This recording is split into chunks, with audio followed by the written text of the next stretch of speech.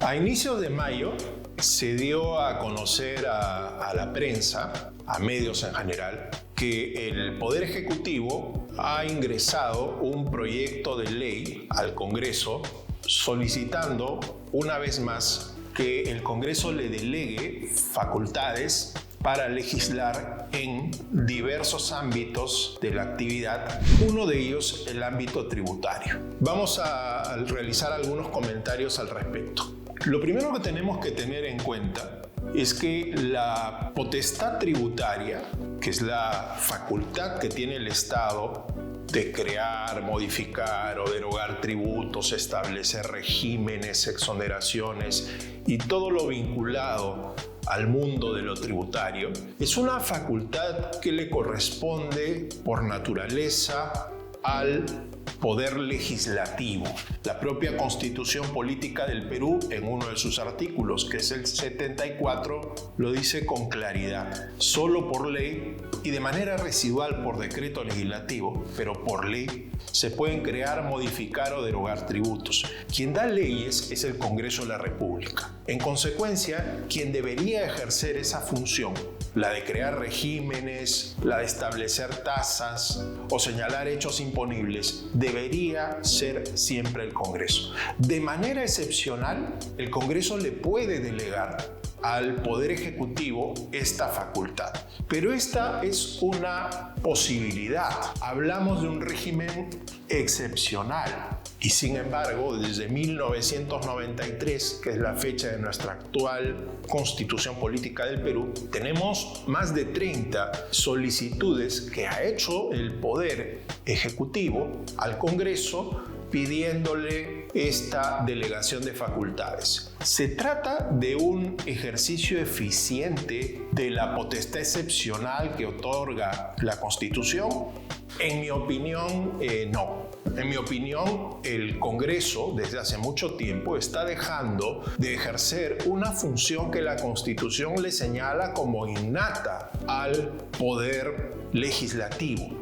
No es eficiente que el propio Poder Ejecutivo, que es una de las partes de la obligación tributaria, haga permanentes ajustes al ordenamiento tributario. Y no es eficiente si lo vemos históricamente, ¿no? Estas más de 30 solicitudes de delegación de facultades han generado una gran cantidad de cambios, ajustes, parches, enmiendos, remiendos a un ordenamiento tributario que ya desde mi perspectiva cumplió su función y su ciclo de vida.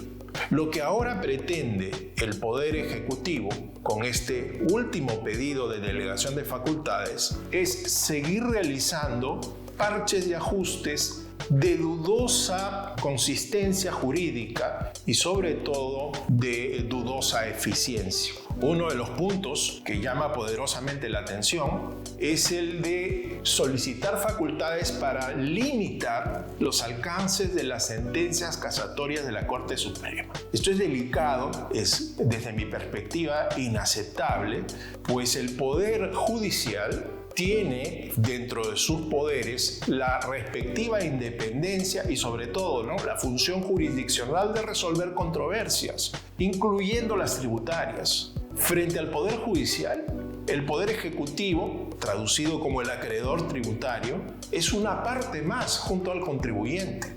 No tiene realmente consistencia jurídica que el Poder Ejecutivo, actuando de manera extensiva como legislador, intente recortar las facultades jurisdiccionales del Poder Judicial. Si se dan cuenta, esto es gravísimo, ¿no? Porque supone una intromisión del Poder Ejecutivo ya no únicamente en el Legislativo, sino inclusive en el Poder Judicial. Esto es inaceptable y tiene que ver con un ya largo, porque son más de 5 años, periodo en el que la Corte Suprema del Perú ha venido emitiendo sentencias casatorias de criterios muy relevantes, de riqueza conceptual muy importante, en la que se podrá estar de acuerdo o discordar, pero importante al fin y al cabo en materia tributaria. Muchos de esos fallos no han sido favorables para el Estado, otros sí.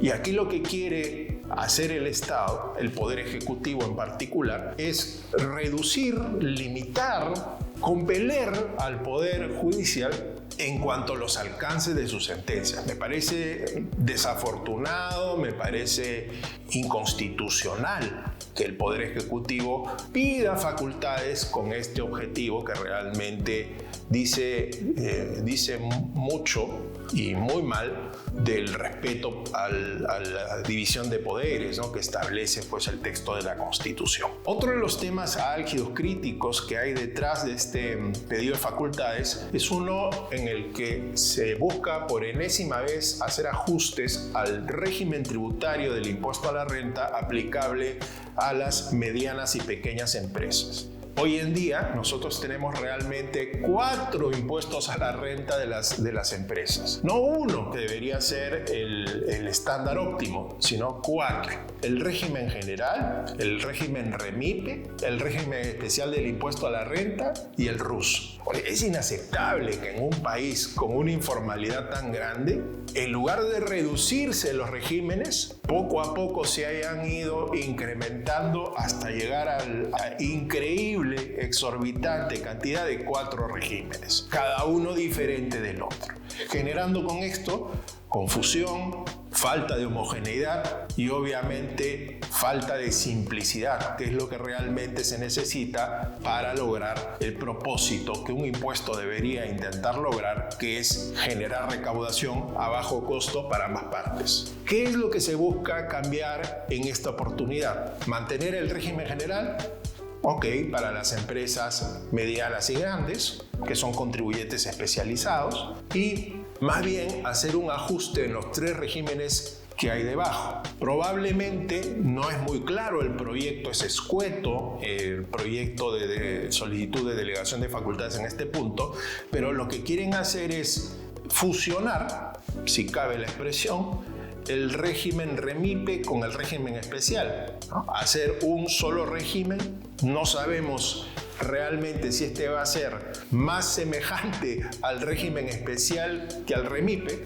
Todo parece indicar que no va a ser así. Parece, en todo caso, revelar la fórmula que a los contribuyentes se les va a exigir que deduzcan ciertos gastos. En un sistema de empresa emprendedora, esto, y me acompañarán en mis reflexiones probablemente otros tributaristas, va a generar pues un gran espacio para equivocaciones y contingencias tributarias, intereses y multas. Y lo siguiente que se piensa hacer es al nuevo RUS hacerle ajustes. Pues un régimen que ya ha tenido varios ajustes y la verdad se insiste en un sistema que no ha funcionado y que termina siendo la tapadera realmente de una serie pues, de actividades que probablemente sean más medianas que pequeñas. Y lamento mucho que se desperdicie una oportunidad para crear realmente por primera vez, porque hasta ahora no ha ocurrido, un régimen de impuesto a la renta, pero uno que aplique en general a la mediana y pequeña empresa. No varios, sino uno. Un régimen simple, un régimen que no sea complejo de entender y sobre todo que no tenga excesivas formalidades, porque esas formalidades son exactamente lo contrario a lo que predica la filosofía del empresario peruano, que en su mayoría es informal. Si queremos combatir la informalidad con regímenes excesivamente formales, lo que vamos a terminar generando es un mayor caldo de cultivo para que la informalidad campee. Espero sinceramente que estas reflexiones sirvan para que tanto el Poder Ejecutivo como el Congreso reflexionen profundamente sobre esta álgida situación, que se haga un replanteamiento, un repensamiento de las ideas que se tienen sobre este importantísimo tópico, y que se piense en un sistema tributario no de corto plazo,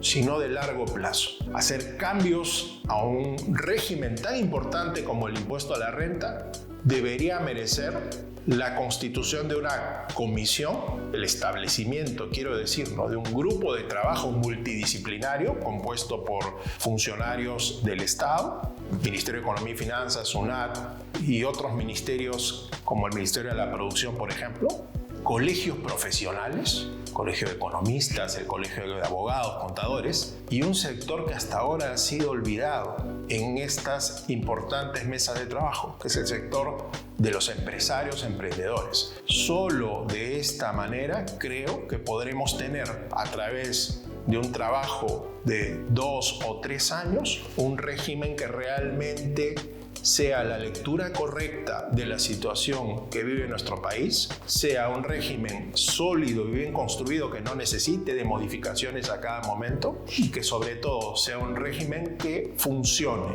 que otorgue, para comenzar, espacio para una mayor formalización de la economía.